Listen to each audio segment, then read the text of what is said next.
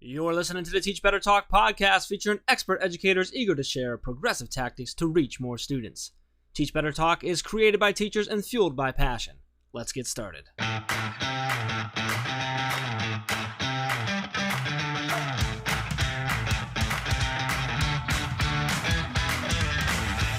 Hey everyone, welcome to episode 70 of Teach Better Talk. I'm Ray Heward, and as always, I am with the epic and super handsome Jeff Gargis.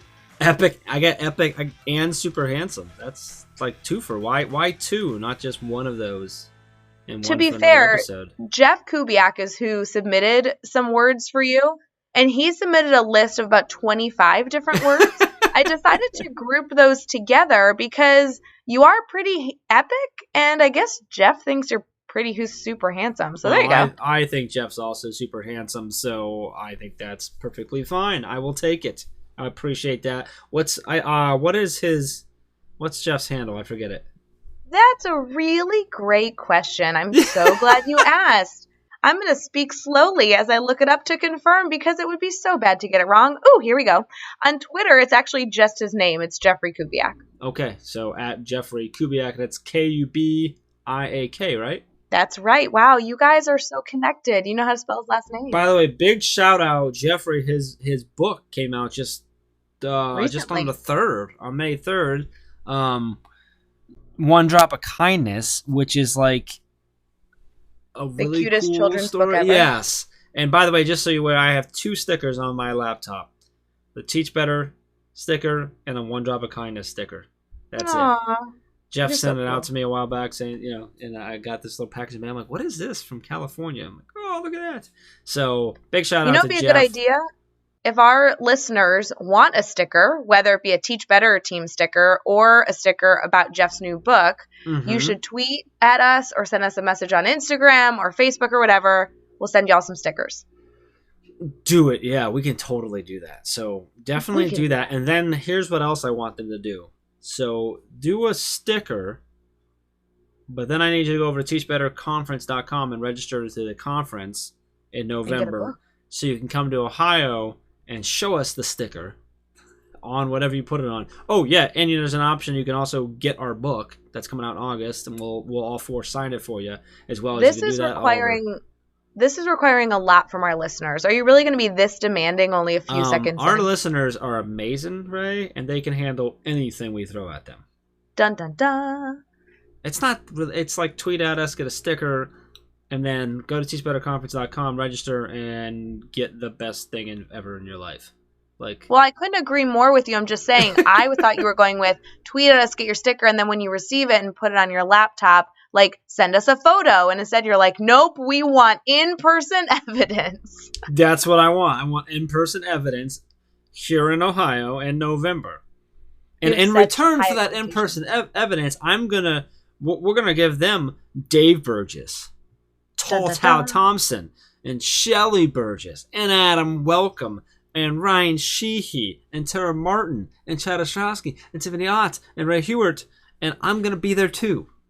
So I think it's a fair trade. You're going to show up. I think it's I think it's a fair trade, don't you? I mean, I don't know. So I do, and I know because I'm in the know on these things. I know that we are releasing some other speakers, and so while the list you just named would be enough for people listening in their car to stop and pull over to really process that whole list, there is going to be so much more coming. Yes, because we are getting very, very close, so we're going to announce all the we had some awesome proposals for sessions tonight, and this has been very, very difficult to go through. It's been a lot of fun to go through them, but it's been really tough to try and figure out and narrow it down because we can only bring so many people out. So we're going to be announcing those really, really soon, so super excited about that. So let's do before we get into the episode thing, real quick, one last little thing on this. Ray, if you had 30 seconds to tell me why I should come to the Teach Better conference in November, what would you say?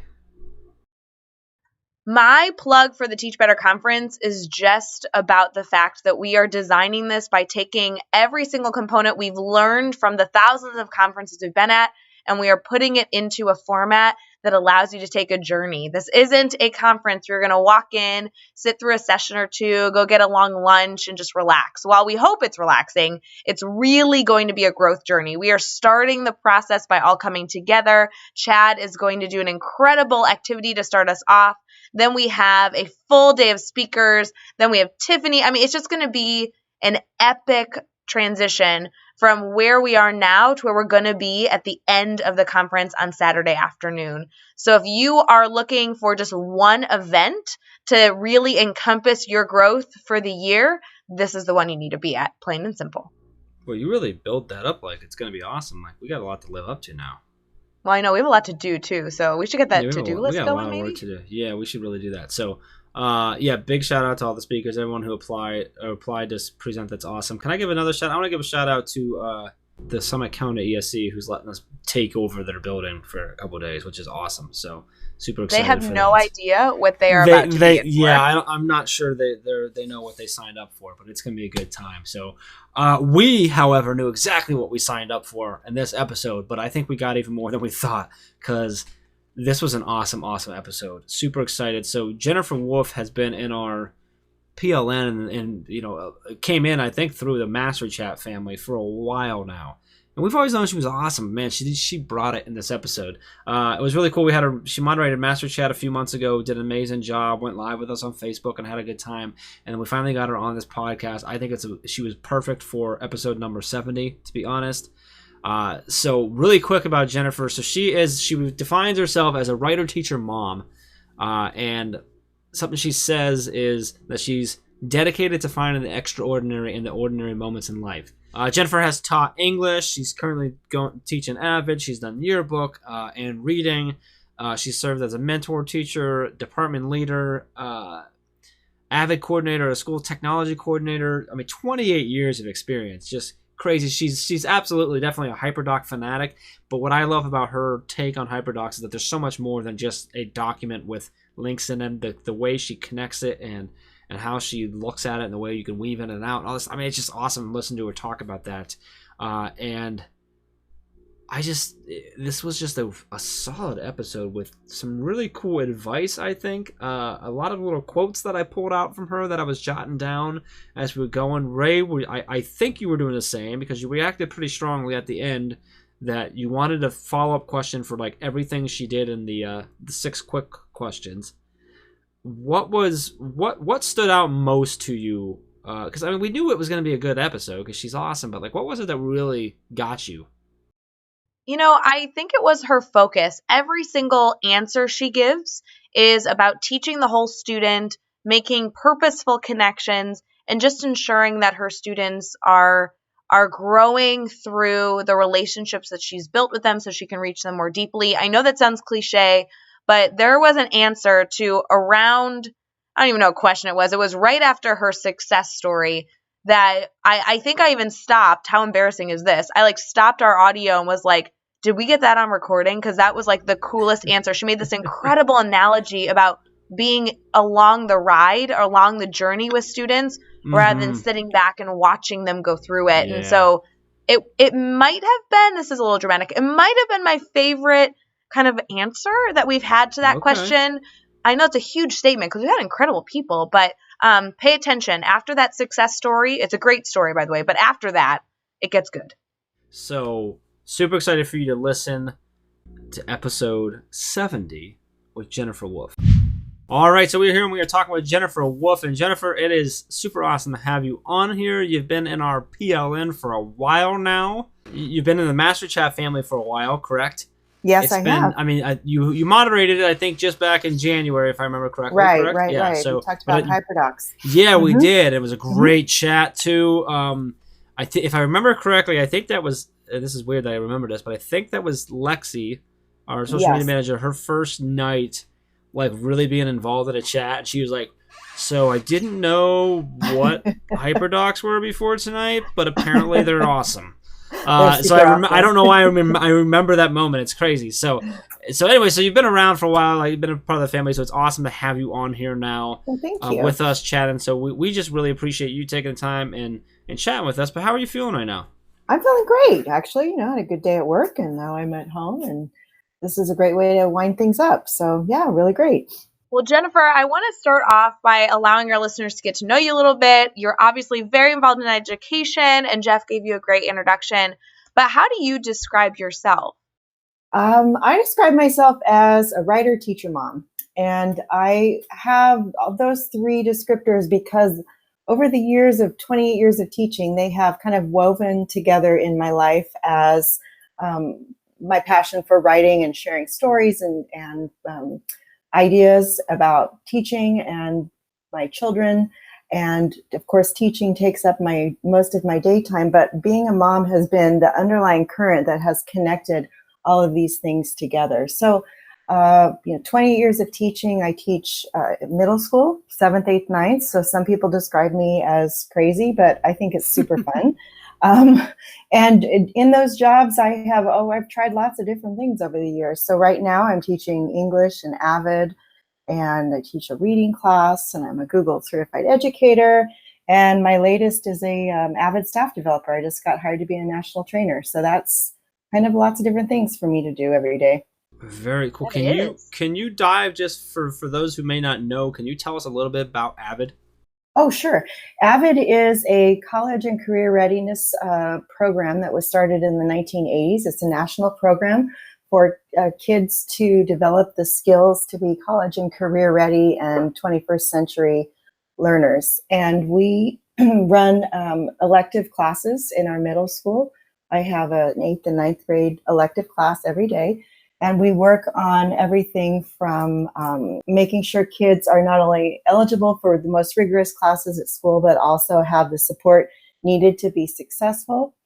We also try and offer opportunities for kids to get out beyond the school, whether it's virtually or physically through field trips, so that they can experience what they're getting themselves prepared for and have the opportunities that kids that they might not experience otherwise. And we also really work on student advocacy. We want our students to be able to not only speak for themselves, but to also understand and engage and learn those skills that are needed when they graduate from high school and go out into college and careers. Very cool. Really important work. So thank you. I appreciate you sharing a little bit with that. So I want to talk to you a little bit about failure. I want to go into this. 28 years in middle school, doing a lot of different things, trying a lot of different subjects, exploring different areas. Can you take us to time and share a time that you've had a failure in your life and kind of share with us what happened, how did that make you feel, then how did you overcome that, and what did you take away from that experience? Is there anything I haven't failed at? I think over my years of teaching and parenting, that word failure has changed connotation. And I think I prefer to think about every day, every experience as a learning opportunity. And I have failed at a lot of things as a mom and a teacher, but not more than once or maybe twice in a row. And so I think about, for me, learning from my mistakes that I have made as a teacher and a parent, certainly in my tech experience with starting out as not a non-digital native. I am a digital immigrant at my age. I wrote my college thesis on a typewriter and did not have Google to search up anything or to get my resources. So for me, incorporating technology into my curriculum has been all about failing forward, learning on my own how to do things, how to not be afraid I'm going to break the internet or blow something up because I am, clicking here and trying to see what's going to happen next. And I think for me, looking at failure that way is, whether it's a lesson that I try using technology. Well, just today, for example, I was using Pear Deck, and I've used Pear Deck many times before, but it failed. It wouldn't connect. And I kept trying and trying, and I had to have plan B in my back pocket. So I learned after writing to Pear Deck that it wasn't me, it was them. And I had to work around with it. But I think learning, like I said, making those mistakes once is one thing, but the idea is to keep learning from them and moving forward. Very cool. Yeah, very important to take every mistake and find the way to learn it, the piece of learning that happened in it, so that you can hopefully not do it again, or at least not fail as bad the next time, and then you can learn again and continue moving there. So love it. Great. Absolutely. Let's flip it. Let's talk about a successful moment you've had. It's gonna be something that's big or something that's small, but tell us what happened. Why was it a success for you, and then what did you take away from that experience? Okay, well, I think that kind of goes back to the things that I've tried as a teacher. And I remember when I was first teaching how we were told, don't smile until December. You got to make the kids sort of scared of you, like be the authority figure. And after having my own kids in my class when they were both in 8th grade and 9th grade, I really realized how impactful the power of a relationship is, not only because I was teaching my own kids, but because I was teaching all of their friends. And having that relationship with many of them already built in just made my job so much more fun. And I realized that building that relationship, showing up every day, excited to be there, showing the kids that I care about them, meeting them at the door, talking to them about what they're interested, is really been something that has allowed me to move forward with everything else that comes up in middle school. So, for example, having a student who comes in as a 7th grader and is terrified about being in my class, or that they're going to not be able to read the number of books that I'm asking them to do, or to write an argument essay, having spent time at the front end building up the relationships is really where I feel like I've been very successful in reaching kids of all different levels. And in particular, the kids who haven't had much success in school, don't feel really good about school. Hey, what's up? It's Jeff. We're going to get right back to the episode, but how does $50 sound? Head over to teachbetterconference.com, look for the 2-day registration, put in a discount code, podcast talk, and you're going to save yourself $50 off registration. We're going to see you November 8th and 9th at the Teach Better Conference. And right now, let's get back to the episode. Jennifer, I love that you're a middle school teacher. We have, all crazy middle school teachers got to stick together. Yeah. I too am a middle school teacher, and you are so spot on that those relationships can make or break the success of not just your school year, but the student's learning pathway. Mm-hmm.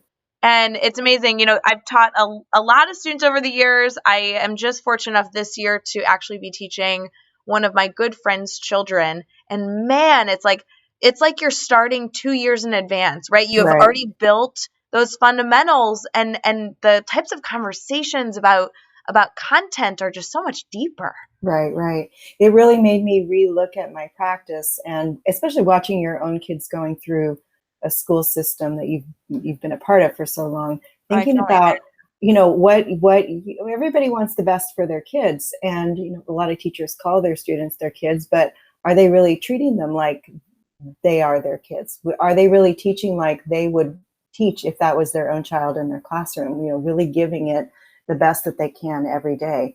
And that experience just really, really shaped me in the last 10 years about how I have changed not just what I do in the classroom, but what I do outside of the classroom to make my lessons more meaningful and more engaging, and the kinds of things. My kids one's graduated from college and one is in college now. So I see what they're being asked to do and the options that are opening up for them. And I want to get my students prepared for that. So for me, this, the teaching, the mothering, the writing has all kind of woven together. And when I figured that out, that was really made my job more successful, all over.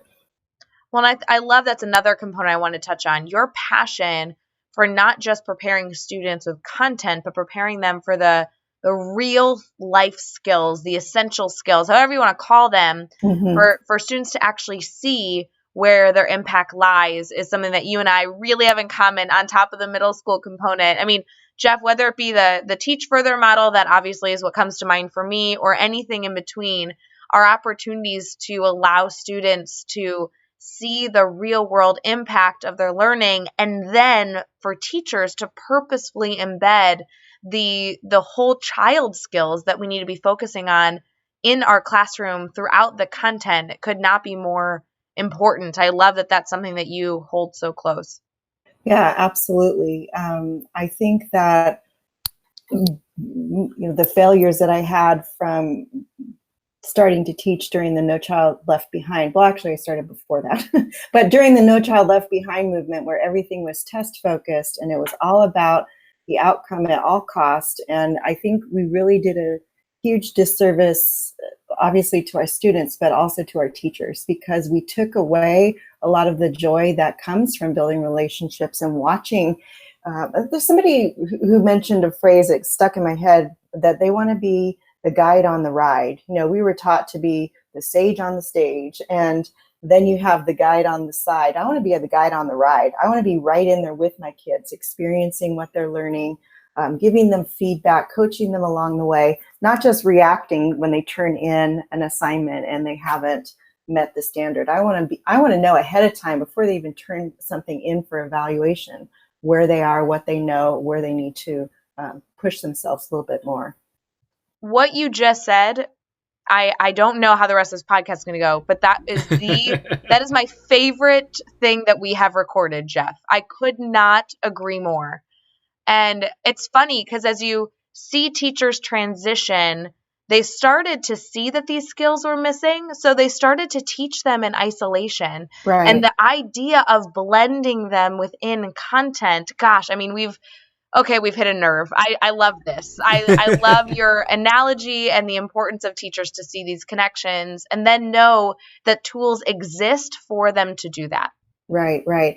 And, another piece of this is my love of hyperdocs and technology. And when I met Lisa Highfill and Sarah Landis and Kelly Hilton, the women who created hyperdocs, I was so connected, not just to the ability to use tech in this way, but to all of the pedagogy that goes behind creating a hyperdoc and making it more than a doc with links, but something that the teacher has thought through and is weaving the strand of the teacher's thinking and where they want the kids to go, and knowing where it's going to end up, but also being open to the idea of it going in lots of different directions depending on what the kids need to do or where their creativity comes into play. And my mind exploded when I heard Lisa talking for the first time, because I thought, yes, this is what I've been thinking. And you are giving me some ideas and tools about how to put this into practice, because teachers, to me, teaching is a craft and an art, and that's a creative form where it's not just about open up the book and do these questions. It's for me about thinking, where do I want my students to go and how am I going to get them there? Absolutely. And I actually used hyperdocs for a long time when building the mastery framework that I use for my students in their classroom. We use the grid method, but it allows my students to add so much depth into their learning as we're diving into content, which is all scaffolded using WebSDOK, but the avenues of learning are endless. And so the possibilities that you open up while using technology purposefully is incredible. Yes, absolutely. And my work with AVID has now pulled that in also, because like you said, using technology with a purpose, it's not just about open up the Chromebook. It's about how can I use technology to get kids to be able to think and do and learn and share in ways that they couldn't do before. So I have to know, when we talk about advice on the podcast, we kind of go a few different directions. With everything you've shared, I want you to imagine, the listener that is listening to Teach Better Talk, that loves the conversation we're having and wants to just take the first step in implementing all these best practices into their classroom. And it really can be scary at first when you start talking about real world connections and teaching the whole child, and here's these tech tools and all these pieces. What advice do our teachers need to stay progressive and really take that step in the direction of reaching their students more deeply? Wow. Well, that's a big question. It is, sorry. But we can look at it in lots of different layers. I think, first of all, looking at when you're in the classroom and you're doing, you're teaching and it works, what that feels like. And because you also know what it feels like when it doesn't work. And I think looking at those moments that you have when you feel really good, like, you know, everyone's with you and they're engaged and you're walking around like, oh my God, I got this. You know, think about, well, how does that feel to you? Because everybody's going to feel differently about that. But where is that? And so focus on what makes you feel really good. And then think about also what doesn't work and what am I doing now that I could do differently in order to make the outcome that I want. And I'd say start small, pick one thing or two things. You know, if you go on Twitter and you start searching hashtags and going on Twitter chats, you are going to find so many people doing so many things. It's overwhelming. Pick something small. Pick something that you can try. When I started with HyperDocs, I actually started with something very small, but I did it and I gave it to my kids, and it was kind of like putting it out in the universe and seeing what happened. And then I was able to go, okay, that worked, that didn't work. And that felt good, that didn't feel good.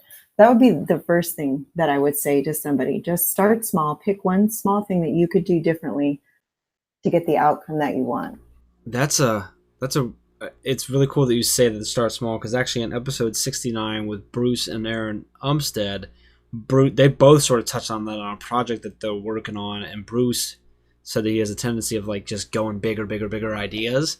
And he was so he was getting this pattern of not starting, and then he finally, like through working with his sister, like they realized, okay, let's start small, let's pick pieces out of it and stuff, and then build from there. And I think it is like it's really, you know, it can be dangerous getting on, you know, like Twitter and Instagram and seeing all these amazing educators and all the things they're sharing and feel like you need to do it all at once. We actually just recently had someone in our Facebook group, which I'm not sure if you're in our Facebook group, but you should be if you're not. Because I think you bring a lot of value there. But if you're not, if you're listening and you're not, Facebook, get in there, just search Teach Better Team. Our page will come up, but the group will come up. Get in there, some awesome collaboration. But someone recently posted that he's been seeing all these amazing teaching. Every time he follows more and more people on Twitter, he just feels like he's a bad teacher. And luckily, the group came to his rescue and was like, hey, stop thinking like that. And and gave him ideas and stuff. But someone actually commented, like, start small. Look for the little things you can do. Like, that's awesome advice. I love it. So yeah, I use that idea in all aspects of not just of teaching, but of life. You know, go slow to go fast. We were pushed so hard during previous decades to get through content and get through this chapter. And I think, especially when you are introducing kids to a new way of thinking, they're not used to it, and they're going to say, this is hard, and I don't know how to do this, and can't I just do this on a piece of paper? And to go slow, to give yourself the time to figure it out, but also to give the kids time to get used to it. Ask for a lot of feedback. With every lesson I do, at the end of every grading term, I ask my students for feedback. What worked? What would you suggest we could do differently? What kind of advice would you give? That empowers the kids, but it also gives the teacher just invaluable advice, because they're our customers and we want to know how does a 12-year-old respond to this lesson? You might think it's great, but if the 12-year-old is feeling frustration to the point where they aren't able to get past that, then that's not great. And that's something that you can shift. Yeah, and that's something, Ray, we've talked about that, about surveying your students and asking them and getting that feedback, and Chad pushed that stuff. So I love it. You're speaking right our language for sure, Jennifer. So very awesome advice, great advice. So let's have some fun now. We're going to do the next 6 questions, and your goal is to answer each one of these in 15 seconds or less. You ready to go? Oh, of course. All right. What is one ed tech tool that you cannot live without? Why'd you say one? I'm going to say Google Slides /Wakelet. Wakelet is a brand new She couldn't do one. Because you can use, I'll go with, I couldn't live without Google Slides, but I can't live without Wakelet, so I can't pick one. I have to pick because two. I don't know. We're gonna pause the game because I don't know. Tell me Wakelet. What's that? Tell me about Wakelet, that. Give me 30 seconds. Wakelet is awesome. It's like it's a powerful curation tool where you can you can use for yourself. Like when I'm making units, I use that to collect all kinds of resources from the web, but also I embed it in my HyperDocs so kids can share. We just did infomercials and they needed to share that. We make a Wakelet, everyone can access it. And you can share Wakelets with other people. There's a great community out there of people that are cool. Collaborating that way. Boom. Awesome. All right, give us a book that you're reading right now. I'm reading Little Fires Everywhere. I read about a book a week, and a lot of fiction, but some nonfiction too. Who do we need to follow on Twitter today? The Hyperdot Girls. You need to follow Lisa Highfill at L Highfill. You need to follow Carly Mora at Carly with a K Mora. You should follow Wakelet. That's WKELET. Beardsley Teach and Ms. Marshall CMS. And what's the best YouTube channel or website for educators? Hyperdocs.co, of course. And within that, they have a link to their Teachers Give Teachers website, where the Hyperdoc community shares all of their creations for free, no paying teachers. And it's a great opportunity for you to find really awesome lessons and get lots of ideas. Very cool. And give us a daily, weekly, or monthly routine every teacher should get into. Plan long term. I learned that when I was a young mom. I never knew if your kid was going to get sick. So plan things out, but be flexible, and also assess promptly. If you can't assess something within a week, reconsider why you're doing it and why you can't assess it in that time. And what's the best piece of advice you've ever received? First year I was teaching, no kid wakes up in the morning hoping to go to school and fail. I think about that all the time. A teacher told me that and I went, oh gosh, you're right. And when I get in those really hard moments, and I use this with my students every year, I tell them, this is what I think. I believe this about you. And it just immediately you can feel the affect go, oh, yes, you're right. And even the toughest kids, they didn't wake up wanting to fail. Love it. I think she did awesome, Ray. What do you think? Okay, not only did awesome, but every answer, I'm like, I have a follow-up question. Do you want to throw a follow-up question at her? You can throw one. I'll give you one. Say, Jennifer, I've been a fan for a long time. I've been following you on Twitter and all the other social media platforms, but oh man, are we talking after this recording ends, because you are outstanding and I love your advice. Oh, thank you. Thank you. Well, I love what I do and I love to talk about it. Well, I have to ask you this final question, which is how not only me, but everyone else listening is going to be able to connect with you and ask all of those important follow-up questions. And that has to do with how you want people to connect with you. So would you mind sharing whatever social media you're most comfortable with to ensure that this conversation doesn't end just today? Absolutely. Well, of course, Twitter. I'm on Twitter a lot, and I'm at Mama Wolfe TO2, because I have two kids. That's Mama Wolfe to 2. Same handle on Instagram. I'm on Instagram as not quite as much as Twitter. My website is jenniferwolfe.net. That's Wolfe with an E. And on my website, I post frequently about teaching and parenting, and I share a lot of hyperdocs and lesson ideas on there also. And then my Facebook page is Mama Wolfe. So those are all great resources.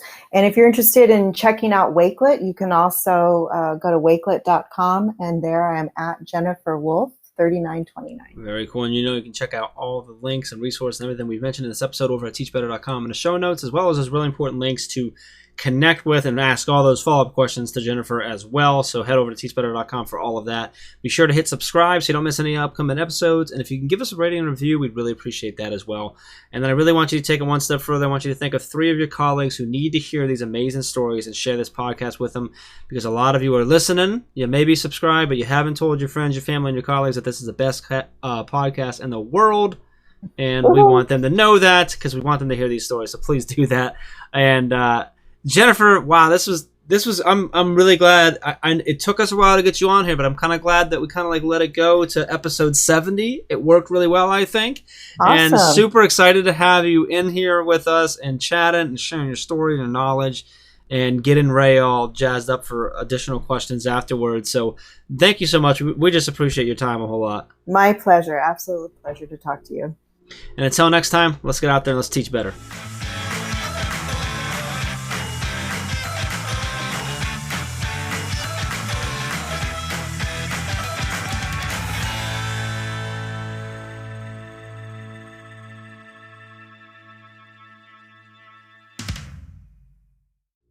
I I don't know why I cut it up like that when I spoke. It was awesome.